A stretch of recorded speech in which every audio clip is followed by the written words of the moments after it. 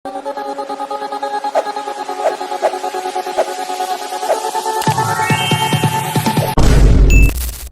Hello viewers, நம்ம இன்னைக்கு இந்த வீடியோவில் எந்த விஷயத்தை பற்றி பேச போகிறோம், யாரை பற்றி பேச போகிறோம் அப்படின்னு சொல்லி கேட்டோம் அப்படின்னா, கிட்டத்தட்ட 24 மணி நேரத்துக்குள்ள இந்தியன் டெலிகாம் இண்டஸ்ட்ரியில் ரெண்டு பெரிய முகங்களாக இருக்கக்கூடிய ஏர்டெல் அண்ட் ஜியோ ரெண்டுமே வந்துட்டு பார்த்தோம் அப்படின்னா அமெரிக்காவுடைய ஸ்டார்லிங்க் நிறுவனத்தோட அக்ரிமெண்ட் அப்படின்றத சைன் பண்ணியிருக்கிறது ரொம்ப பெரிய அதிர்ச்சியை ஏற்படுத்தியிருக்கு அப்படின்னே சொல்லலாம். ஏன்னா வந்துட்டு நேற்று வந்துட்டு ஏர்டெலோட வந்துட்டு ஸ்டார்லிங்க் வந்து பார்த்தோம் அப்படின்னா ஒரு ஒப்பந்தம் அப்படின்றத கையெழுத்து பண்ணியிருந்தாங்க.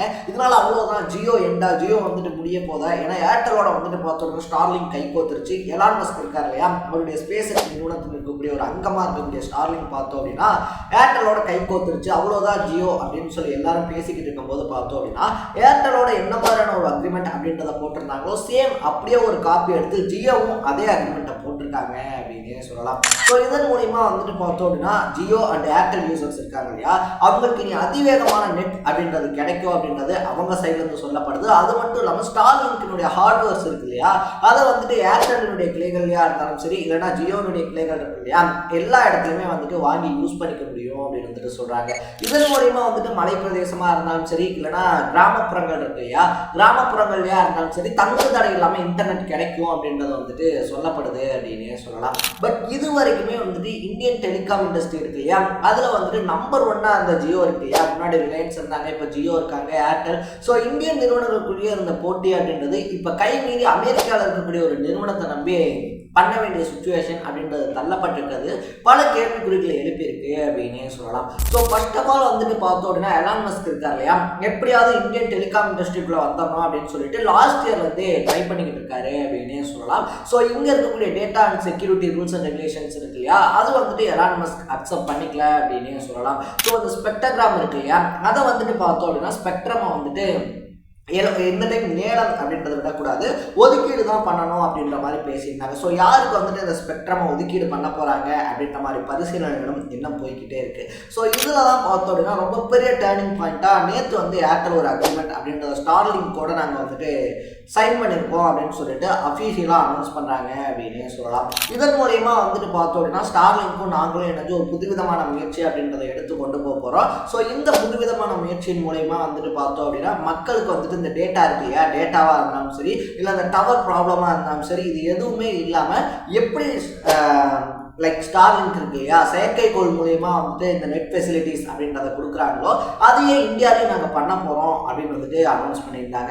இதனால் வந்துட்டு பார்த்தோம் அப்படின்னா இப்போ ஜியோனுடைய கதை அப்படின்றது என்ன ஆகுறது அப்படின்ற ஒரு கொஸ்டின் மார்க் வந்துச்சு அப்படின்னே சொல்லலாம். ஏன்னா இங்கே மோஸ்ட் ஆஃப் த யூசர்ஸ் வந்துட்டு பார்த்தோம் அப்படின்னா ஒன்று ஜியோ யூசர் இல்லைனா ஏர்டெல் யூசர் அப்படின்ற மாதிரி தான் இருக்காங்க. ரெண்டுக்குமே வந்துட்டு பார்த்தோம் அப்படின்னா நிறைய பிரச்சனைகள் இருக்குது அப்படின்னே சொல்லலாம். அதுவே நெட்வொர்க் இஷ்யூவாக இருந்தாலும் சரி, இல்லை பல இடங்களில் வந்துட்டு பார்த்தோம் அப்படின்னா இந்த நெட்டு கிடைக்கிற பிரச்சனை இருக்கு இல்லையா, டேட்டா இஷ்யூ. ஸோ இதுவாக இருந்தாலும் சரி தொடர்ச்சியாக இருந்துகிட்டே இருக்கு அப்படின்னு சொல்லலாம். ஸோ இதுக்கு மாற்றா வந்துட்டு ஸ்டார்லிங்க் கூட கை கோத்து அதி விரைவான டேட்டா அப்படின்றத கொடுக்க போறாங்க அப்படின்னு சொன்னோடனே ஜியோ என்ன ஆக போகுதுன்னு தெரியலையே அப்படின்னு சொல்லிட்டு நேத்துல இருந்து எல்லாமே ரிப் ஜியோ அப்படின்ற மாதிரிலாம் வீடியோஸ் போட்டுக்கிட்டு இருந்தாங்க அப்படின்னு சொல்லலாம். பட் இப்போ ஜியோவும் பார்த்தோம் அப்படின்னா வேற வழி இல்லை, ஏர்டெல் ஸ்டார்லிங்க் கூட அக்ரிமெண்ட் போடுறாங்கன்னா நம்மளும் போட்டு தான் ஆகணும் அப்படின்னு சொல்லிட்டு அக்ரிமெண்ட்டை போட்டிருக்காங்க. பட் இதில் யாருக்கு சாதகம் அப்படின்னு சொல்லி பார்த்தோம் அப்படின்னா சாதகம் அப்படின்றது பெனிஃபிட்ஸ் அப்படின்றது எல்லா சைட்லையுமே இருக்கு அப்படின்றது சொல்றாங்க. ஃபர்ஸ்ட் ஆஃப் ஆல் ஜியோ சைட்ல எடுத்துக்கிட்டோம் அப்படின்னா அவங்களுடைய 15,000 ஷோரூம்ஸ் இருக்கு இல்லையா, அதுல வந்துட்டு பார்த்தோம் அப்படின்னா ஸ்டார்லிங்கினுடைய ப்ராடக்ட்ஸ் அப்படின்றத அவங்க சேல் பண்ணுவாங்க அப்படின்னு வந்துட்டு சொல்லப்படுது. லைக் அவங்களுடைய விஷயங்கள் இருக்கு இல்லையா, ஸ்டார்லிங்க்ஸ் இன்னும் என்னென்ன மாதிரியான ஃபெசிலிட்டிஸ் கொடுக்க போறாங்க அப்படின்ற மாதிரி எதுவுமே இன்னும் அஃபிஷியலாக அனௌன்ஸ் பண்ணல. பட் ஸ்டார்லிங்கினுடைய ஹார்ட்வேர்ஸை வந்துட்டு அவங்க விற்க முடியும் அவங்களுடைய 15,000 ஸ்டோர்ஸ்லையோ அப்படின்னு சொல்றாங்க. ஸோ இதன் மூலயமா வந்துட்டு பார்த்தோம் அப்படின்னா ஃபைபர் இருக்கு இல்லையா, ஃபைபர் இல்லாத ஒரு கனெக்ஷன் அப்படின்றத வந்துட்டு உருவாக்க முடியும் அப்படின்னு சொல்றாங்க. தொலைதூர போக்குவரத்து இருக்கு இல்லையா, தொலைதூர போக்குவரத்தா இருந்தாலும் சரி, இல்லை மலை பிரதேசங்கள்லயா இருந்தாலும் சரி, ஸோ அந்த மாதிரி இடங்கள்ல வந்துட்டு டவர் கிடைக்காம கஷ்டப்பட்டுக்கிட்டு இருக்கக்கூடியவங்க, இல்லை சிம் இருந்துமே பார்த்தோம் அப்படின்னா அதை யூஸ் பண்ண முடியாதவங்க அப்படின்னு சொல்லுவாங்க இல்லையா, ஸோ அவங்களுக்கு இருக்கக்கூடிய இடையூறுகள் அப்படின்றத நீக்கிறதுக்கு இந்த ஸ்டார்லிங்கினுடைய உதவி அப்படின்றது ரொம்ப பெரிய அளவில் இருக்கும் அப்படின்னு வந்துட்டு சொல்றாங்க.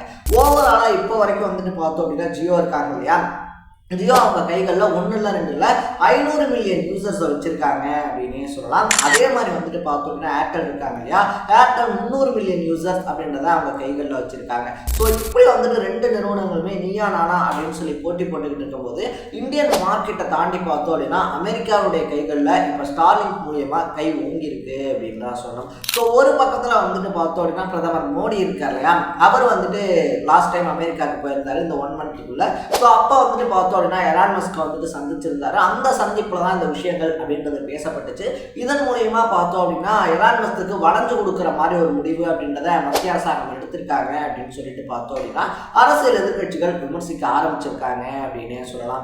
இன்னும் ஒரு சிலர் வந்துட்டு பார்த்தோம் அப்படின்னா இதுக்கும் மோடி பேசுறதுக்கும் சம்பந்தமே கிடையாது, அவர் வந்துட்டு இந்த விஷயங்கள்லாம் பண்ணுங்க, ஜியோ கூட சேருங்க, ஏர்டெல் கூட சேருங்க அப்படின்னு சொல்ல வேண்டிய அவசியமும் கிடையாது. ஸோ அவர் வந்துட்டு பார்த்தோம் அப்படின்னா அமெரிக்காவில் ஒரு ரொம்ப பெரிய துறைக்கு தலைவராக இருக்காரு. அது சம்பந்தப்பட்ட உரையாடல்கள் மட்டும்தான் அங்கே இருந்துச்சே தவிர இந்த உரையாடல்கள்லாம் அங்கே கிடையாது. இது வந்துட்டு ஒவ்வொரு நிறுவனம் தன்னிச்சையாக எடுக்கக்கூடிய முடிவு அப்படின்னு சொல்லிட்டு பாஜக சார்பில் வந்து விளக்கம் அப்படின்றதும் கொடுக்கப்பட்டுக்கிட்டு இருக்கு அப்படின்னே சொல்லலாம். ஸோ எது எப்படியா இருந்தா என்ன, எலான் மஸ்க் உள்ள வந்திருக்கிறதுனால பார்த்தோம் அப்படின்னா எலான் மஸ்கினுடைய ஸ்பேஸ் எக்ஸ் நிறுவனம் இருக்கு இல்லையா, அது மூலியமா ஸ்டார்லிங்க் எட்ட கொடுக்க போகுது அப்படின்னு சொல்லி சொன்னதுல இருந்து பார்த்தோம் அப்படின்னா அப்பாடா அப்போ இனிமேல் வந்துட்டு இந்த ஃபோனை தூக்கிட்டு இப்படியே தூக்கி வச்சுட்டே பார்க்கணும் அப்படின்ற கஷ்டம்லாம் இருக்காதா, அப்போ இனிமேல் எங்கே போனாலும் ஹை ஸ்பீட் டேட்டா கிடைக்குமா அப்படின்னு சொல்லிட்டு நெட்டிஷன்ஸ் பார்த்தோம் அப்படின்னா குஷியாக இருக்காங்க அப்படின்னே சொல்லலாம். ஸோ யூடியூபர்ஸ்க்கும் தெரியும், இல்லை நார்மலாகவே நெட்டு யூஸ் பண்ணக்கூடியவங்களுக்கும் தெரியும். ஸோ இந்த டேட்டா இஷ்யூ அப்படின்றது இருக்கு இல்லையா, எல்லாருமே டெய்லியும் ஃபேஸ் பண்ணக்கூடிய ஒரு ப்ராப்ளமாக இருந்துக்கிட்டு இருக்கு அப்படின்னு சொல்லலாம். அந்த ப்ராப்ளத்துக்கு வந்து ஒரு ரிலீஃப் கிடைச்சாலே போதும் அப்படின்னு தான் சொன்னோம். ஏன்னா நம்மளே எக்கச்சக்கமான டிப்ரெஷனோட தான் வந்துட்டு பார்த்தோம் அப்படின்னா ஏதாவது மைண்டை ரிலாக்ஸ் பண்ணலாம் அப்படின்னு சொல்லிட்டு ஒரு சோஷியல் மீடியாக்குள்ளேயோ இல்லை ஃபோன் எடுத்து ஏதாவது ஒரு விஷயத்த பண்ணோம் அப்படின்னா அது அந்த சுற்றுலேயே வந்துட்டு நமக்கு இருக்கக்கூடிய டிப்ரெஷன்லாம் புதுசாக ஒரு டிப்ரெஷன் ஒரு மன அழுத்தத்தை சேர்ந்துடும் அப்படின்னு சொல்லலாம். ஸோ இனி வரக்கூடிய காலங்களில் ஸ்டார்லிங்க் மூலிமா வந்துட்டு இந்த டேட்டா இருக்கு இல்லையா, டேட்டா வந்துட்டு ப்ரொவைட் பண்ண போகிறோம் அப்படின்னு சொல்லிட்டு ஜியோ அண்ட் ஏர்டெல் அனௌன்ஸ் பண்ணியிருக்காது. அவங்களுக்கு நல்லதோ இல்லையோ யூசர்ஸ்க்கும் என்ன மாதிரி யூடியூபர்ஸ்க்கும் ரொம்ப ரொம்ப நல்லது அப்படின்றது தான் என்னுடைய பர்சனல் பாயிண்ட் ஆஃப் வியூ அப்படின்னே சொல்லலாம். ஸோ நீங்கள் இந்த இஷ்யூவை பற்றி என்ன நினைக்கிறீங்க? ஜியோ அண்ட் ஏர்டெல் ஸ்டார்லிங்க் இருக்காங்க இல்லையா, அவங்களோட கைகோர்த்ததை பற்றின உங்களுடைய பாயிண்ட் ஆஃப் வியூ என்ன அப்படின்றத கமெண்ட்ல போட்டு இதே மாதிரி அப்பப்போ அப்டேட்டாக போயிட்டு இருக்க விஷயங்கள் அது கரண்ட் அஃபேர்ஸாக இருந்தாலும் சரி, பாலிடிக்ஸாக இருந்தாலும் சரி, ஸ்போர்ட்ஸாக இருந்தாலும் சரி, அப்பப்போ அப்டேட்டாக போயிட்டுக்கூடிய விஷயங்களை நீங்கள் தொடர்ந்து தெரிஞ்சுக்கணும் அப்படின்னு ஆசைப்பட்டீங்கன்னா மறக்காமல் சேனலை ஃபாலோ பண்ணி சப்ஸ்கிரைப் பண்ணிக்கோங்க. நாளைக்கு இதே மாதிரி இன்னொரு இன்ட்ரெஸ்டிங்கான வீடியோவோட சந்திக்கலாம். Tata, bye by.